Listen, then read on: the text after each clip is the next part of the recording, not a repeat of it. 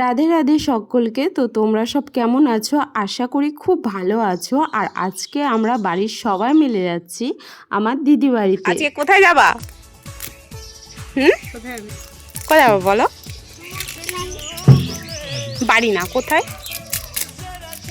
সুস্মিতা মাসির বাড়ি। আচ্ছা ঠিক আছে যাবো। তো ফাইনালি আমরা বাড়ির থেকে সবাই বেরিয়ে পড়েছি।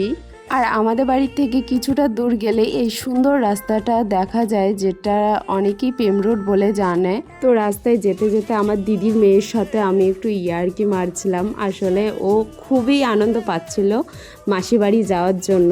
তার সাথে আমরাও ভীষণ ভীষণ আনন্দ ছিলাম, কারণ অনেক দিন পর ওদের বাড়ি যাচ্ছিলাম বাড়ির সবাই মিলে। তার জন্য একটু এখানেও খুবই ভয় পাচ্ছিল, কারণ গাড়ির প্রচন্ড পরিমাণে আওয়াজ হচ্ছিল। মা ওর কপালে তুলসী গাছ ঠেকিয়ে বলছিল, দেখো তুমি আর ভয় পাবে না। তারপর ও শান্ত মেয়ের মতন বসেছিল, কিন্তু ও এতটা শান্ত নয়। দিদিদের জন্য আমরা এখান থেকেই মিষ্টি কিনে নিয়েছিলাম।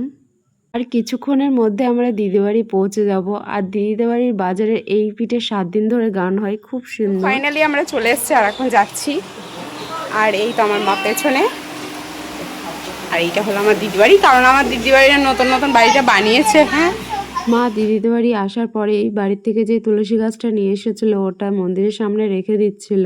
আমাদের 5 বোনকে মা একটা কথা বারবার বলে, বাড়িতে অন্য গাছ থাকুক আর না থাকুক, বাড়িতে তুলসী গাছটা রাখা খুবই প্রয়োজন, কারণ তুলসী গাছ বাড়ির জন্য অতি শুভ হয়। যার সাথে আমরা দেখা করতে এসেছি, এটা হলো আমার 4 নম্বর দিদি, আর আমি ছোট।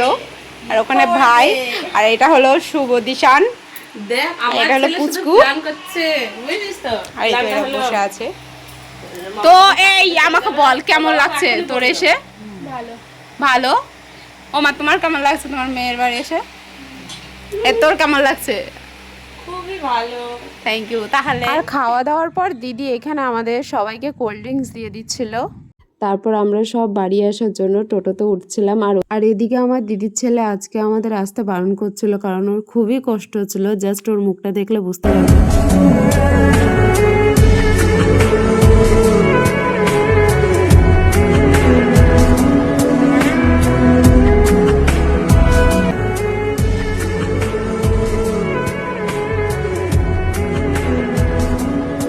আর আজকের ভিডিওটা এই পর্যন্ত। তোমাদের যদি আমার ভিডিও ভালো লেগে থাকে তাহলে